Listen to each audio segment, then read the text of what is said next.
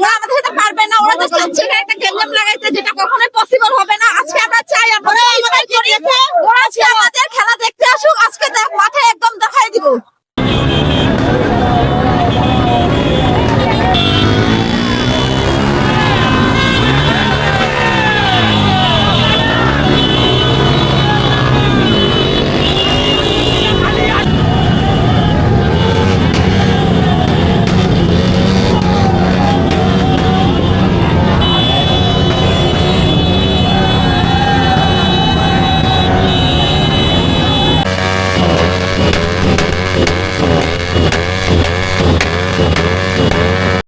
আমরা সবাই হচ্ছে আর্জেন্টিনার ফ্যান। আমরা খুব এক্সাইটেড যে আজকে আমরা রাত 11টার দিকে এখানে খেলা দেখবো।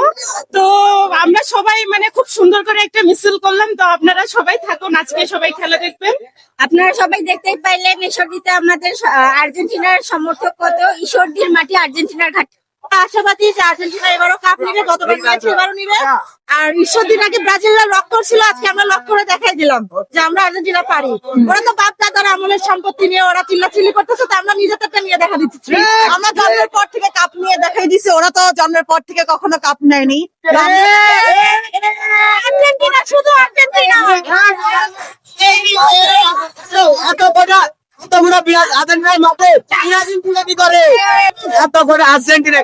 সমস্ত দেখেন আর্জেন্টিনা ভাই মাঝখান দিয়ে এই ব্রাজিল কোন দিকে আইলো ভাই দেখাইলো। আমরা বাপ দাদার সম্পত্তি আছে না, বাপ দাদার সম্পত্তি বাল গুলা বাড়াইছে। একটা সবকটা চুরি করা মাল, একটা সবাই চুরি করা জিনিস চুরি করা জিনিস। আর দুটি মনে সম্পত্তি কোন কারণে পাইছিল, আবার প্লাস্টিকের পাপ, আবার প্লাস্টিকের পাপ। চোখেই দেখেন এটি বিশ্বকাপের অন্য বিশ্বকাপ। আপনারা সবাই দেখতেই পারলেন যে আজকে কি পরিমাণ জনসমাগম হয়েছে আমাদের আর্জেন্টিনা শোডাউনে। কয়েকদিন আগে ব্রাজিলের একটা শোডাউন হয়েছিল, ওরা 200-300 মানুষ হয়তো ওখানে অ্যাটেন্ড করেছিল, 50-60টা বাইক ট্রাইক হবে। তো তারা চ্যালেঞ্জ করেছিল আমাদের, তো আমরা চ্যালেঞ্জ গ্রহণ করে আজকে হাজারের উপর মানুষ বের করেছি ঈশ্বরদীর মাটি থেকে। ঈশ্বরদীর মাটি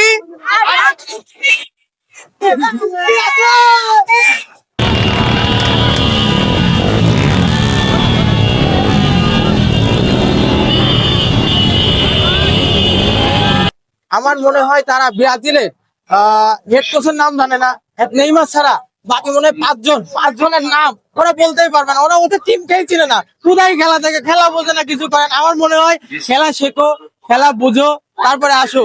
কে মিডফিল্ডার কে ফরওয়ার্ড বলতে পারবে? ওরা যদি বলতে পারে আমি চ্যালেঞ্জ করলাম, কে মিডফিল্ডার কে ফরওয়ার্ড। আমার মনে হয় নেইমার যে কি সেটাই জানে না, শুধু ক্যাপ্টেন, কিন্তু সে কি মিডফিল্ডারে খেলে কি ফরওয়ার্ডে খেলা জানে না। লিওনেল মেসি আমাদের ক্যাপ্টেন, সে ফরওয়ার্ড খেলে, তো সুন্দর খেলে, সে পুরো টিমটাকে গোছায় নিয়ে খেলে।